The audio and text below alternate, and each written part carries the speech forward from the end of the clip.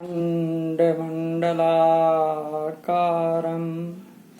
व्याप्तं येन चराचरं तत्पदं दर्शितं येन तस्मै श्रीगुरुवे नमः। तस्मै श्रीगुरुवे नमः। श्री सद्गुरुदेव की जय। आप समस्त श्रोता बंधुओं को मेरा हार्दिक प्रणाम। परम सत्य ज्ञान के अंतर्गत सत्य दर्शन पर चर्चा चल रही है। तो जो भी बातें हैं वो केवल सत्य को उद्घाटित करने के लिए हो रही हैं, इसीलिए विभिन्न उदाहरण दिए जा रहे हैं। ये पार्ट 6 है। कुंभ की चर्चा चल रही थी इसके पहले। स्कंद पुराण में ये बात आती है कि 4 स्थानों पर कुंभ का योग पड़ता है। तो 4 स्थान पर जो कुंभ का योग है वो इस प्रकार है। आइए इस पर चर्चा करते हैं। सबसे पहले हरि की पौड़ी हरिद्वार में। जब सूर्य मेष राशि पर तथा बृहस्पति कुंभ राशि पर होता है तब हरिद्वार में पूर्ण कुंभ का योग होता है। फिर दूसरा पड़ता है प्रयाग के संगम पर। जब सूर्य मकर राशि में तथा बृहस्पति वृष राशि पर होता है तब प्रयाग में पूर्ण कुंभ पड़ता है। मुख्य स्नान मौनी अमावस्या माघ का होता है। अन्य स्नान मकर संक्रांति व बसंत पंचमी को तथा अंतिम स्नान माघी पूर्णिमा को होता है। पूर्ण कुंभ के 6ठे वर्ष यहाँ अर्ध कुंभ होता है। फिर तीसरा है उज्जैनी के क्षिप्रा तट पर। जब सूर्य मेष राशि में तथा बृहस्पति सिंह राशि में होता है तब उज्जैनी प्राचीन नाम अमंतिका नगरी में कुंभ का योग होता है। फिर चौथा होता है नासिक में गोदावरी के तट पर। जब सूर्य और बृहस्पति दोनों ही सिंह राशि में होते हैं तब नासिक में कुंभ पर्व का योग होता है। नासिक का कुंभ पर्व सिंहस्थ कहलाता है। हरिद्वार कुंभ के 3 वर्ष बाद प्रयाग में और प्रयाग कुंभ के 3 वर्ष बाद उज्जैन में पूर्ण कुंभ का योग होता है। उज्जैन और नासिक में कुंभ का योग एक ही वर्ष में होता है। उज्जैन कुंभ के 3 वर्ष बाद प्रयाग में अर्ध कुंभ होता है। हरिद्वार का अर्ध कुंभ उज्जैन के महाकुंभ के 1 माह पूर्व होता है। इस प्रकार 12 वर्ष में 4 पूर्ण कुंभ और 2 अर्ध कुंभ होते हैं। तो अमृत जहाँ देवताओं का प्रिय पेय है वहाँ दानव भी अमृत का पान करना चाहते हैं। परिणाम स्वरूप देवासुर संग्राम हुआ। केवल उस अमृत की कुछ बूंदें ही इस मृत्यु लोक में पड़ी जो प्रतीक हो गई देव स्थानों की। रहस्यवादी है ये पौराणिक कथा। प्रतीक है किसी गूढ़ आध्यात्मिक तथ्य की। इस अमृत का वास मानव शरीर में ही है जो केवल मंथन से ही प्राप्त होती है। देव और दानव मानव की वृत्तियां हैं और दोनों ही अमृत चाहती हैं, लेकिन केवल मानव ही इसकी प्राप्ति कर सकता है। अनंत लोकों का वास है इस मानव शरीर में। अनंत प्रवृत्तियां हैं मानव में। सभी वृत्तियां जाने अनजाने आनंद को खोज रही हैं। मानव के हृदय तल में आनंद एवं अमृत कुंभ छिपा हुआ है। जब योग के द्वारा मानव मंथन करता है तो उसे अमृत की प्राप्ति होती है। राक्षस वृत्ति का व्यक्ति उन अमृत की बूंदों को नष्ट कर देता है विषय भोगों में, परंतु देव वृत्ति का व्यक्ति उन्हें बचाकर सुरक्षित रखता है, सत्यलोक में पहुंचाकर आनंदमय जीवन को प्राप्त करने के लिए। तो इसी युद्ध को देवासुर संग्राम कहा गया है, जो हर मानव के भीतर निरंतर चल रहा है। हमारे मनीषियों का ये उद्घोष रहा है कि पहला सुख निरोगी काया। हो सकता है कि आप धन कुबेर हों या विश्व के सर्वश्रेष्ठ व्यक्ति हों, सर्वश्रेष्ठ विद्वान हों, पर अगर आपकी काया निरोगी नहीं है तो कोई भी सुख आपके जीवन को आनंदित नहीं कर सकती। आज जबकि लगभग 100% लोग रोगग्रस्त, कुंठित, बेचैन हैं, ऐसी अवस्था में अमृत की खोज आवश्यक हो जाती है, क्योंकि अमृत के अनंत गुणों में पहला गुण शरीर को निरोग करना है। कभी न मरने की प्रवृत्ति या शाश्वत जीवन की आकांक्षा हर प्राणी में निरंतर बनी रहती है। मृत्यु के नाम पर हर प्राणी शिहर उठता है, डर जाता है। अपना शरीर सबको प्यारा है, इसलिए मानो इसे सजने, सजाने, सुंदर बनाने में निरंतर लगा रहता है। संसारी कार्यों की भारी व्यस्तता के बावजूद भी आदमी अपने तन के सौंदर्य, तंदुरुस्ती, शारीरिक व मानसिक स्वास्थ्य बनाए रखने के लिए आवश्यक कार्यवाही कर ही लेता है, क्योंकि मानव की यह शाश्वत वृत्ति है कि यह स्वस्थ रहे, सुंदर लगे, अमर बने। वास्तव में जो स्वस्थ हैं, सुंदर हैं, उसकी प्रशंसा सभी करते हैं और वही जीवन के सुख का अधिकारी भी है। शेख सादी ने भी कहा है कि हाजते मरसात नेस्त कम दिलाराम का, अर्थात बिना श्रृंगार के ही शारीरिक सुंदरता मन को मोहती है। कवि कालिदास जी कहते हैं, किमि वही मधुराणाम मंडनम नाकृति नाम, अर्थात सुंदर सुडौल शरीर पर सभी कुछ शोभा देने लगता है।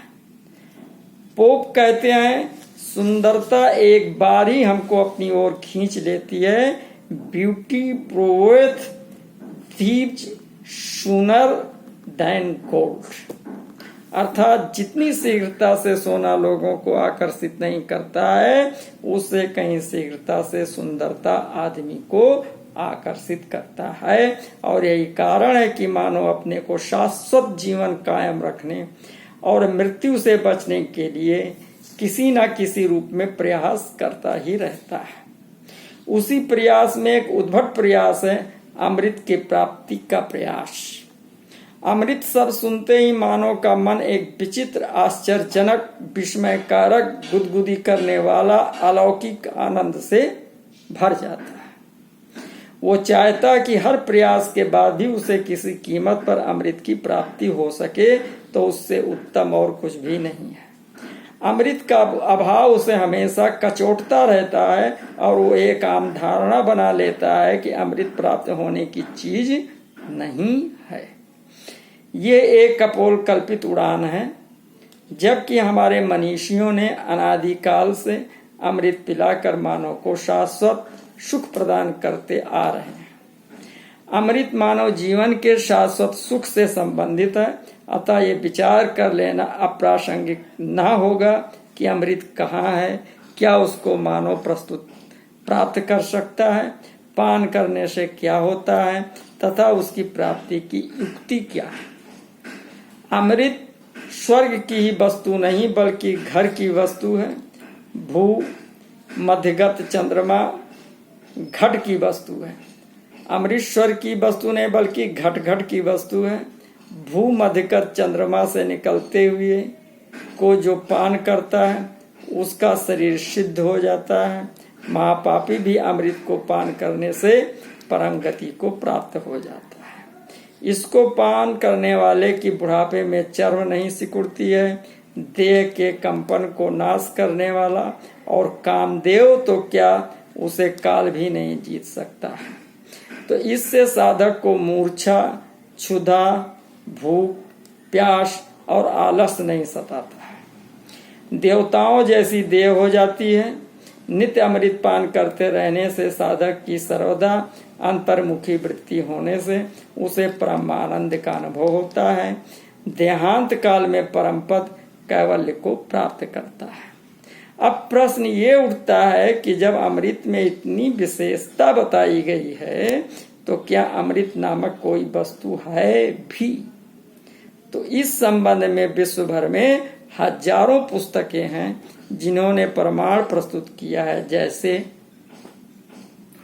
संत ब्रह्मानंद जी ने भजन के माध्यम से कहा, अचरज देखा भारी साधो, अचरज देखा भारी रे, गगन बीच अमृत का कुआं, झरे सदा सुखकारी रे, पंगु पुरुष चढ़े बिन सीढ़ी, पीवे भर भर झारी रे। क्या बताया कि आसमान में अमृत का कुआं है जहां से अमृत टपक रहा है। उसे कौन पीता है? तो बिना हाथ पांव वाला जीव पीता है। एक भजन में ब्रह्मानंद जी और बताते हैं कि झरे सुधा दिन रात रे, जल बिंद बूंद, जल बिन बूंद पड़े जा भारी, नहीं मीठा नहीं खारा रे, मरमी होई सो जानो साधो, समझे बात हमारा रे। गुरु गोविंद सिंह जी की एक किंवदंती प्रसिद्ध है कि 40 मुक्ताओं को अमृत छकाया। तंत्र शास्त्र, गोरखवाणी आदि में अमृत प्राप्ति का पर्याप्त प्रमाण उपलब्ध है। महाभारत 18वां श्लोक 18वें अध्याय में भी कहा है कि अमृत मानसा प्रीतिम सद्यस्त्री प्रिंद दातिच, अर्थात मानव तन के अंदर अमृत है जो तत्काल तृप्ति प्रदान करता है, जिसे प्राप्त करते ही मानव की आत्मा तृप्त हो जाती है, प्रसन्न हो जाती है। वेदों में अमृत को सोम कहा है। सोम शब्द की व्युत्पत्ति पू धातु से बनी है जो श्रावित होने के अर्थ से प्रयुक्त होता है। ऋग्वेद के अनुसार स्वादुष्कलायम मधुमाम उतायम तीव्रा किलायम रसवाम उताथम उतोन्न अस्यस्य पपिवांसमिंद्र न कश्चन सहद आहवेशु, अर्थात ये सोम अर्थात अमृत निश्चय ही हमको तृप्त करता है। ये मिठास गुण वाला है, अर्थात अपने संपर्क में आने वाले पदार्थ को मीठा करता है। निश्चय ही तीक्ष्ण गुण वाला है, परंतु अपने संपर्क में आने वाले पदार्थ को तीक्ष्ण करता है। ये रस वादन है, अर्थात सब रसों का एसेंस है, सार है। घेरंड संहिता 28-29 में कहा है कि नाचा मूर्छा क्षुधा तिष्ठा नैवा लक्ष्यम प्रजायते, नाचा रोगो नाग्निना देहास्ते गात्रम न शोषयत मारुता, न देहम क्लेदयन्त्यापो दंस चेन न भुजंगम, अर्थात अमृत मानव तन के अंदर ही श्रावित होने वाला द्रव है, जिसे पान करने से मानव को मूर्छा, क्षुधा, भूख, प्यास और आलस नहीं सताता। उसकी सिद्धि हो जाने पर उसको आग नहीं जला सकती, पानी गीला नहीं कर सकता, ना सांप काट सकता है। अमृत प्राप्त हुए कुछ भक्तों के उदाहरण हैं, जैसे प्रहलाद को अग्नि नहीं जला सकी, मीराबाई को विष नहीं मार सका। मैडम ब्लावस्की के अनुसार वेद का सोम और बाइबिल का ट्री ऑफ नॉलेज एक ही वस्तु है। एतरे ब्राह्मण की अनुक्रमिका में मार्टिन हॉग ने लिखा है कि उन्होंने सोम पान किया है। ईरानी लोग सोम का पान करते थे, उनके यहाँ सोम को ह्योम कहा जाता है। ग्रीक पुराण साहित्य में भी सोम अमृत की तरह व्यक्टार अर्थात अमृत के लाने की कथा आती है। जिस तरह इंद्र के लिए सेन पक्षी स्वर्ग से सोम अमृत लाता है, उसी तरह ग्रीक के देवता जियस के लिए व्यक्टार अमृत लाता है। ऋग्वेद में अनेक स्थानों पर सोम को अमृत का पर्यायवाची माना गया है। न विनिर्वायो अमृत सिद्धस्येत ऋग्वेद तथा ददानो अस्मा अमृतम विप्रक्त ऋग्वेद में ये कहा गया है। अनेक स्थानों पर सोम पीकर अमर हो जाने का उल्लेख मिलता है। रामचरितमानस में भी कहा गया है कि राका रजनी भगत तब राम नाम स्वयं सोम। भगवान राम ने इंद्र से कहा कि ऐसा उपाय करो कि जिन हमारे भालू और बंदर मेरे हित के लिए अपने प्राणों को न्यौछावर कर दिए हैं, उन सभी को जीवित कर दो। तो इंद्र ने अमृत वर्षा की। कहा कि सुधा बरस कपि भालु जियाए, हरस उठे सब प्रभु पहीं आए।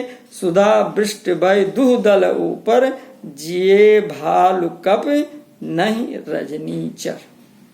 श्रीमद् भागवत गीता में अनेक स्थानों पर अमृत का उल्लेख मिलता है। सो अमृतत्वाय कतम पते अर्थात अमृत प्राप्ति के लिए वही योग होता है जिनको इंद्रियों के विषय व्याकुल नहीं करते। प्रतिष्ठाय अमृतस या व्ययस्य चा। भगवान श्री कृष्ण कहते हैं कि अमृत का मैं ही आश्रय हूं, अर्थात अमृत का उद्गम भगवान ही है। अहम अमृतार एव अर्थात अमृत में मैं ही हूं।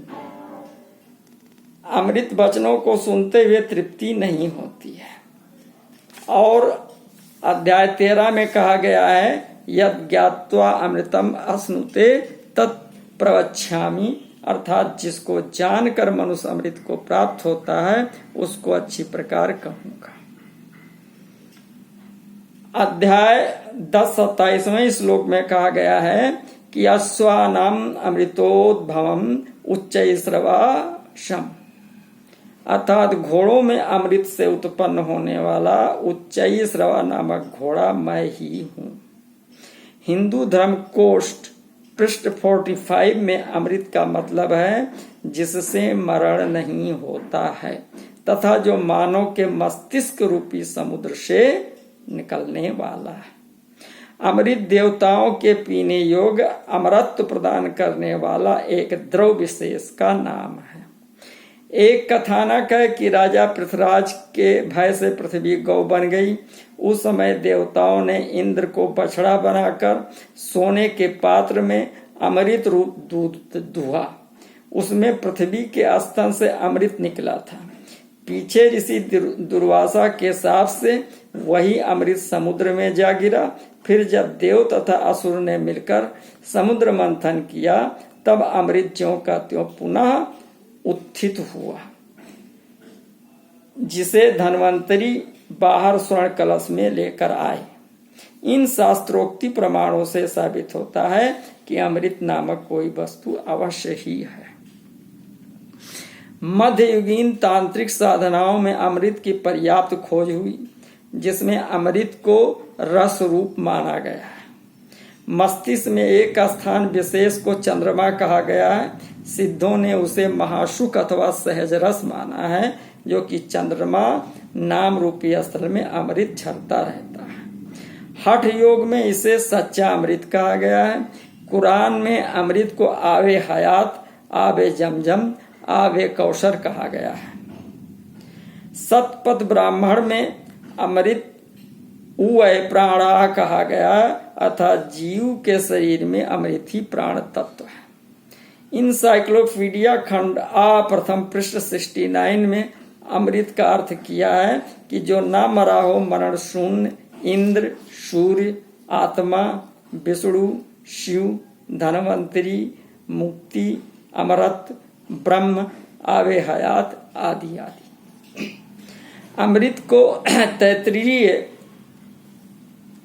में कहा है कि अदयदत् सुकृतम रसो ऐसा रसो हयोवापम लावण नंदी भवती, अर्थात अमृत को प्राप्त करने पर जीवन आनंदमय हो जाता है।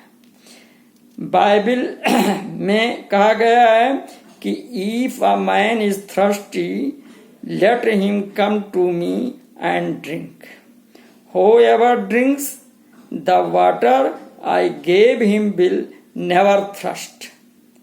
I need the water I give him will be a spring of water welling up to eternal life. एक दूसरे स्थान पर आता है कि when just met a Samaritan woman, he asked that woman to give him water.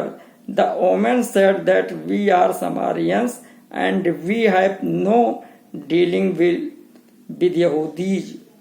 Just said the water you shall give to me, after drinking it I will thirst again, but the water I will give you shall be in you, springing in the everlasting for life.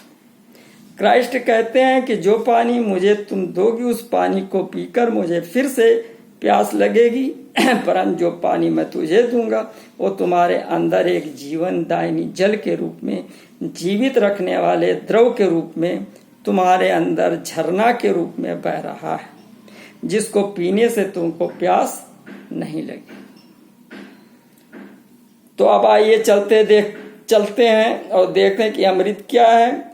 तो अमृत से स्रावित, मस्तिष्क से स्रावित, secretion होने वाला ये तरल पदार्थ है, जिसे सेरेब्रो स्पिरिचुअल फ्लूइड कहते हैं, सेरिब्रो स्पिरिचुअल फ्लूइड कहते हैं, जैसा कि संत ब्रह्मानंद जी ने कहा है, गगन बीच अमृत का कुआं झरे सदा सुखकारी। तो सेरिब्रो स्पिनियल फ्लूइड, जिसको कि गगनमंडल, सहस्रार अथवा ब्रह्मरंध्र के क्षेत्र में एक ऐसा कुआं है जिसका मुंह औंधा है, इसमें से एक द्रव निकलता है जिसका नाम अमृत है। तो इसके बारे में फिर अगले वीडियो में बताएंगे। धन्यवाद।